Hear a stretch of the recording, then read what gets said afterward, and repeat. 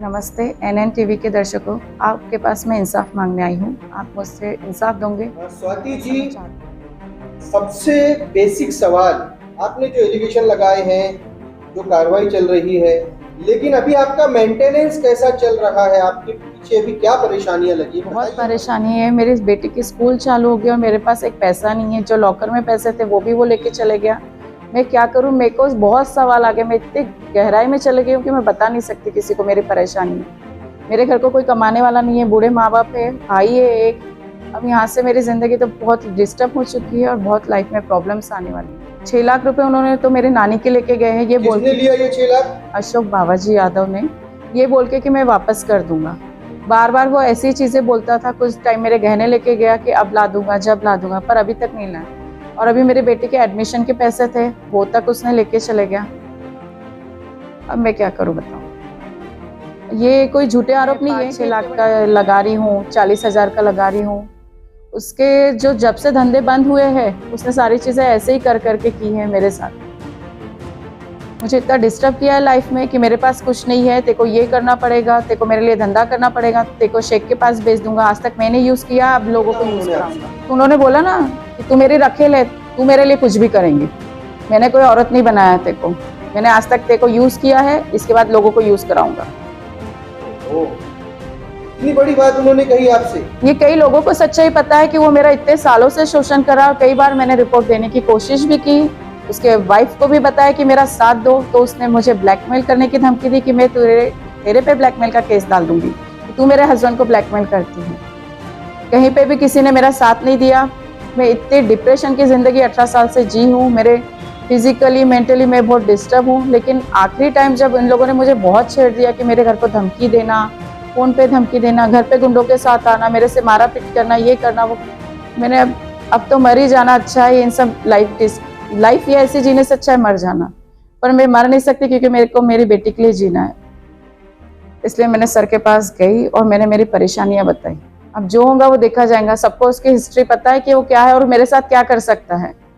Report देने के बाद भी मेरे को धमकी भरे, मेरे रिलेशन वालों के मैसेज आ रहे, कॉल आ रहे कि वापस लेने के लिए केस बोले हैं, आगे का तू सोच कि तेरे साथ क्या होगा, तेरे को पता है वो क्या कर सकते, वो लोग क्या नहीं कर सकते। इसके बावजूद भी मैंने रिपोर्ट दी हूँ। तो मैं चाहती हूँ कि मेरा सपोर्ट दे पुलिस, पब्लिक, सब लोग दे मेरा साथ, कि ये सच्चाई है और सच्चाई की जीत हो। और ये सच्चाई की लड़ाई है, बहुत लोगों को पता है उसके बारे में, सब चीज़ों के बारे में। जो आप बार बार कह रही हैं कि उनके धंधे बंद है, तो क्या आप हमारे दर्शकों को बताना चाहेंगे कि किस तरह के उनके कारोबार धंधे थे? अशोक बाबा जी के धंधे थे क्या एक्चुअली? ये तो मैं नहीं, ये तो पुलिस में रिकॉर्ड है कि उसके कौन से धंधे हैं। जुए सट्टे के अलावा उसके तो कोई धंधे है नहीं। अच्छा, जुए का और सट्टे का धंधा है? हाँ। और इसके अलावा हफ्ता वसूली, ये वो हफ्ता वसूली का भी धंधा है? सारी चीजें करता है। वो क्रिमिनल है, वो कुछ भी करता है। अच्छा, इसके पहले उनके खिलाफ में कोई केस हो जिसकी आपको जानकारी हो? मैंने सुनी थी कि कहीं मर्डर है, वो तो सच है, सुनी हुई बात, मर्डर है। अभी हाल ही में जो एक पकड़ा गया था वो एक केस है। अभी कब पकड़े गए थे वो? पिछले साल शायद से 92 के केस में पकड़े गए, मुझे ऐसा लगता है। और मेरे से ज्यादा पुलिस को उसका रिकॉर्ड ज्यादा पता है कि उसने क्या जाते हैं। हाँ, तो तड़ीपारी का केस लगता है, तो अभी भी वो तड़ीपारी में ही है क्या? हाँ, उसको अप्रैल में तड़ीपार दिया गया है। और ये अप्रैल 2022 में तड़ीपार दिया गया है, 2 साल का। तो भी उसको पुलिस का कोई डर नहीं, वो नागपुर में ही 25 मई से रह रहा है। अच्छा, अप्रैल से तड़ीपारी लगी है और मई में वो नागपुर में थे? हाँ, तो मई से अभी कंटिन्यू नागपुर में है। वो आज भी नागपुर में है। अभी भी नागपुर में है? हाँ। तो अभी आपने जब कंप्लेंट की तो उनको पूछताछ के लिए भी पुलिस ने बुलाई नहीं क्या? बुलाए, पर सब लोग फरार है। कुछ आरोपी पकड़े गए, कुछ आरोपी फरार है। नहीं, तो आप कह रहे हैं ना कि नागपुर में ही है अभी, तो आपको मालूम है तो नागपुर में कहाँ है? हाँ, मैंने जब पुलिस को रिपोर्ट दी, उसने मुझे आके धमकी दिया है सुबह। आज ही? सोमवार के दिन की बात है कि उसने मेरे को आके धमकी दी। और रिपोर्ट मैंने शनिवार को भी पुलिस में रिपोर्ट दी हूँ कि इसके घर के इसका लड़का मेरे घर को आया था गुंडों को लेके, इसकी वाइफ आई थी मेरे गुंडों को लेके, और मेरी रिपोर्ट दर्ज है शनिवार के दिन की भी कि ये लोग आके गए हैं। इसके बावजूद वो सोमवार को आके मेरे इधर सुबह धमकी देके गया, तो रिपोर्ट अगर इन लोगों के खिलाफ देंगी तो मैं तेरा मर्डर, जो यानी धमकी दी हुई है। धमकी तो वो अब तक देते ही आ रहा है, और जो सोमवार की धमकी है उसकी रिपोर्ट है उसमें दर्ज। अच्छा, उसमें उनका नाम हाँ है। नाम है कि उसने धमकी देके गया कि रिपोर्ट इन लोगों के खिलाफ रिपोर्ट देना नहीं। तो पुलिस अशोक बावाजी को तलाश कर रही है क्या? हाँ तो जब आपका कहना है कि आपको पता है अशोक बावाजी कहाँ है, तो आप पुलिस को क्यों नहीं बता रहे? मुझे सोमवार तक पता था और मैंने पुलिस को सोमवार तक के दी हूँ उसके डिटेल। मेरे घर पे जब आके धमकी दिया तब भी मैंने सर डीसीपी माने को बताई हूँ कि मुझे धमकी देके गया है। अच्छा, जो 18 साल से आपका कहना है कि 18 साल से आपका शोषण हो रहा है और आपने 18 साल हिम्मत नहीं कर पाए आप रिपोर्ट डालने के लिए जी। तो क्या डीसीपी राज माने की काम की शैली को देखकर आप में हिम्मत आई कि उनकी कंप्लेंट डालने हाँ, के लिए? जरूर।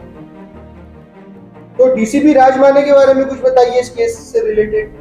मैं जब सर से मिली, अपनी बातें बताई, उनको सच्चाई लगी और उन्होंने केस स्टार्ट किए, क्योंकि उनको सच्चाई चाहिए, वो झूठ के पीछे जाते नहीं हैं। और जब मेरे केस में सच्चाई, तभी सर ने आगे बढ़े हैं और इन सब चीज़ों में बहुत ज़्यादा क्विक एक्शन लेके उन्होंने मेरी रिपोर्ट दर्ज कराई, FRI दर्ज कराए, आरोपी के खिलाफ तुरंत में कार्रवाई चालू किए हैं। मुझे फुल सपोर्ट है। मैडम तृप्ति माने का भी शुक्रिया कि वो भी फुल सपोर्ट करती है मुझे। सर का शुक्रिया। अच्छा, तृप्ति माने का आपने जिक्र किया, तहसील की PI है ये जी। तृप्ति माने। तो इनसे जब आपका वार्तालाप हुआ, बातचीत हुई, कन्वर्सेशन हुआ, तो इनका मिजाज आपको कैसा लगा? बहुत अच्छे है वो। मेरे जैसे अगर किसी को भी कोई ऐसी तकलीफ हो या इसने तकलीफ दिया है अशोक बावाजी यादव ने या इसके किसी भी आरोपी ने दिया है, तो आप बिल्कुल जाके डीसीपी माने सर को इनकी रिपोर्ट दे सकते हैं, सामने आ सकते हैं। आप डरो मत। जब मैं नहीं डरी, मैंने 18 साल सहन करके आई हूँ सामने, कि आप भी मत डरो, आपको भी न्याय मिलेगा। मैं चाहूंगी कि इनके खिलाफ बहुत ज्यादा रिपोर्ट आए। अच्छा, मतलब आप हमारे न्यूज चैनल के माध्यम से और भी जो पीड़ित लोग हैं, जो अशोक बावाजी से पीड़ित है, उनसे आप ये कह रहे हैं कि अगर आपसे कोई भी हफ्ता वसूल या कोई भी धमकाने का मैटर अगर है तो वो जाके राजमाने जी से मुलाकात करे। जी। अच्छा, तो व्यूअर्स, ये था कन्वर्सेशन स्वाति सुरेश रियाल जी से। सुरेश जो है इनके फादर का नाम है। और अगर आप इन महिला को, इन लेडीज को इंसाफ दिलाना चाहते हैं तो इस वीडियो को हर ग्रुप में, हर पेज पर शेयर कीजिए। और अगर इसी तरह से कोई और भी पीड़ित हो, चाहे डॉन कोई भी हो, कोई नेता हो, अभिनेता हो, आप NNTV से कांटेक्ट कीजिए। NNTV आपकी बात को जनता के सामने, पुलिस प्रशासन के सामने सही तरीके से पेश करने की पूरी कोशिश करेगा। बने रहिए NNTV के साथ। जय हिंद।